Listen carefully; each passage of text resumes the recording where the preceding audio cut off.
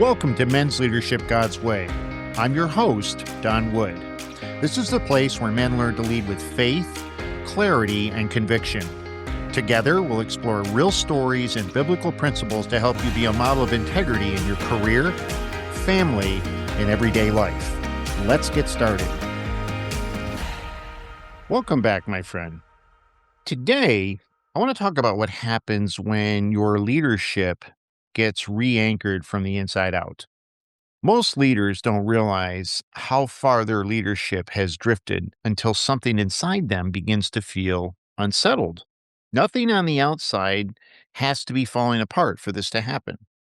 In fact, many times this shows up when your life looks successful, you're handling responsibilities, and people are depending on you every day. And yet inside, there's tension that never seems to leave. It's a sense that you're holding everything together, but you're no longer standing on solid ground. This is the moment when leadership has moved to the outside. And when that happens long enough, you begin to feel like you're living from effort instead of conviction.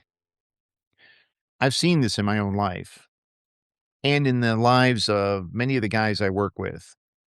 These are people who learn early how to be dependable. They remain steady when things are uncertain, and they take responsibility when others couldn't. These traits help them succeed, but over time, these can slowly pull leadership away from the place where it was meant to begin. Leadership is meant to begin in your soul. Scripture gives us a picture of this in Hebrews chapter 6, verse 19. It says, "We have this hope as an anchor for the soul, firm and secure." This verse tells us something most leaders forget. The anchor isn't for your schedule, performance, or your reputation. It's for your soul, because everything else can move around you without breaking you. Because when your soul isn't anchored, even the small things begin to feel heavy. Decisions take more energy than they should, and your conversations with others, they feel draining. You find yourself thinking all the time, analyzing, and staying alert, even when nothing urgent is happening. And this is one of the clearest signs that leadership has shifted outside yourself. And when leadership lives on the outside, everything depends on control. You begin to feel responsible for all the outcomes, people, and keeping things from falling apart. And over time, this posture begins to become so normal for you that you forget what it feels like to be at rest. And the problem is that rest doesn't come from completing your responsibilities. It happens when you're anchored. Psalm 46 says, "God is our refuge and strength, a very present help in trouble. Therefore, we will not fear, though the earth gives way." Notice what that just said. The earth may give way. Pressure may increase. Circumstances may change. Your leadership may become more demanding than you expected. And none of that removes the need for an anchor. Actually, it makes the anchor more important. Re anchoring your leadership from the inside out means returning to the place where your strength comes from. And for many guys, this begins because they realize they used to feel natural in this state, but now everything feels forced. You still do what needs to be done, but it takes more effort. You make decisions, but you second guess yourself more than ever before. You care about the people in your life, but you're less present with them than you want to be. And this is a signal. Your leadership has been living on the outside for too long. When leadership gets re anchored on the inside, several things will begin to change. And the first one is clarity. When you're disconnected from your center, you try to think your way into certainty. When you're anchored, you can sense what's right before you can even explain it. Decisions come from alignment instead of pressure. The second change that happens when you're re anchored is that responsibility stops defining your identity. You still take your role seriously, but you no longer believe that everything depends on you.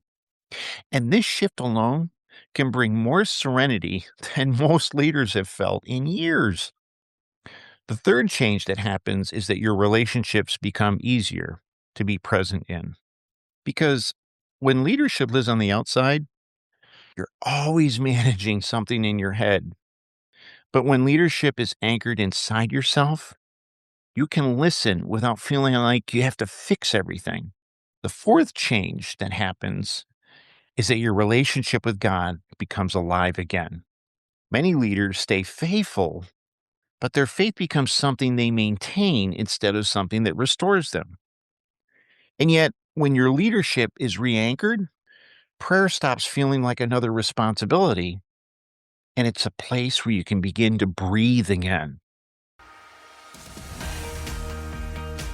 Do you ever feel like you're leading on the outside but running empty on the inside? Hi, I'm Don Wood, founder of Men's Leadership God's Way. I work one-on-one with executives and leaders who are ready to trade burnout, confusion, and isolation for clarity, confidence, and peace. My coaching is designed to help you to lead with conviction without sacrificing your health, faith, or family. If you're ready to experience the transformation you've been searching for, visit mensleadershipgodsway.com and let's start your journey today.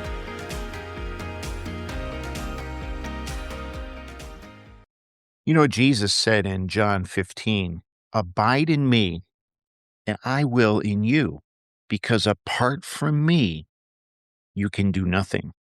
See, this is where you stay connected to the source.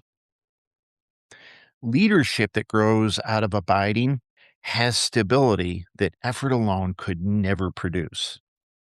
And this is why re anchoring from the inside out isn't about learning more tactics. You're returning to the place where your strength was meant to come from in the first place. And one of the most powerful ways to do this is to begin to ask the right questions in your prayer time. They're not rushed or surface based, they're honest. And questions that allow Jesus to speak to the part of you that's been holding everything together for a long time. This is going to give you a peace that transcends all understanding. So, what I want to do is I want to give you 3 questions to bring to Jesus this week. And I'll offer you some guidance as to how to sit with these questions instead of trying to answer them too quickly. And the first one is this: Lord, where has my leadership moved to the outside of me? Guys, sit with this one slowly. You may notice that certain situations come to mind right away for you. Maybe it's work or your family, or maybe it's a decision you've been wrestling with for months. Pay attention to where you feel the most tension, because this allows you where you've been relying on effort instead of being anchored. And please don't judge what comes up and don't try to fix it. Just notice it. Sometimes the first step back to your inside is simply admitting that you left it. Here's the second question: Lord, what part of my heart is running on strength instead of a connection with you? Now, this question can go deeper than most guys expect. Many leaders learned early that strength comes from being composed, responsible, and dependable no matter what's happening around them. And this helped you, in your case, to survive. But it also may have taught you to shut down parts of yourself that needed care, rest, or reassurance. And when you ask this question, you may feel emotions that you haven't felt in a long time. You may feel tired in a way that has nothing to do with a lack of sleep, or relief just admitting that you've been handling more than you realized. This isn't weakness, it's the beginning of being re anchored. Here's the third question: Lord, What would change if I stopped trying to hold together everything by myself? This question often reveals how much pressure a man has placed on himself without even realizing it. Many leaders believe that if they relax, things will fall apart. They think if they let go for a moment, something will go wrong. And over time, this keeps them in a constant state of tension, even when nothing is wrong. Now, when you bring this question to Jesus, you may begin to see that you were never meant to be the source of everything. You were meant to be faithful, not all powerful, to be responsible, but not be alone. And there's a difference between leading and trying to control everything around you. And when you realize this, your leadership will begin to feel lighter. Now, your responsibilities haven't disappeared, but your soul is no longer trying to do what only God can accomplish. Now, let me leave you with this thought before we close. Leadership is exhausting when it's built on effort alone. It becomes steady when it's anchored in your soul. Now, the world will always demand more from you, but your strength was never meant to come from the world. It's from the one who placed you where you are in your life. And when leadership is re anchored from the inside out, you're grounded, clear, and present. And you're the man you were meant to be. And you begin to lead again from confidence and peace. Thank you for being with me today. And if this message spoke to you, visit mensleadershipgodsway.com for resources designed for men who want to lead with strength, clarity, and faith without losing themselves along the way. Until next time, stay anchored with what matters most in your life. If today's episode connected personally for you, I want to invite you to take the next step.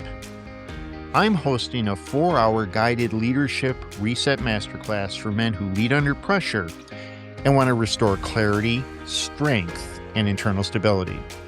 This will be your transformation to restore what leadership has taken from you.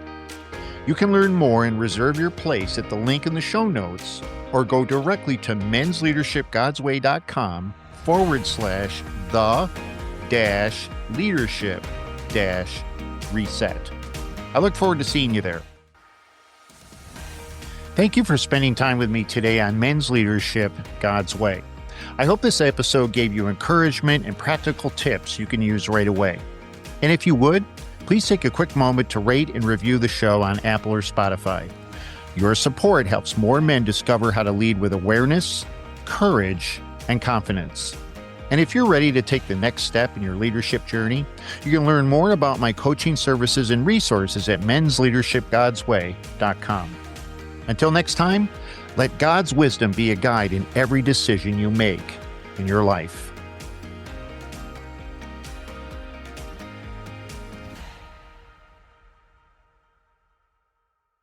Tired of your car insurance rate going up, even with a clean driving record? You're not alone. That's why there's Jerry, your proactive insurance assistant. Jerry compares rates side by side from over 50 top insurers and helps you switch with ease. Jerry even tracks market rates and alerts you when it's best to shop. No spam calls, no hidden fees.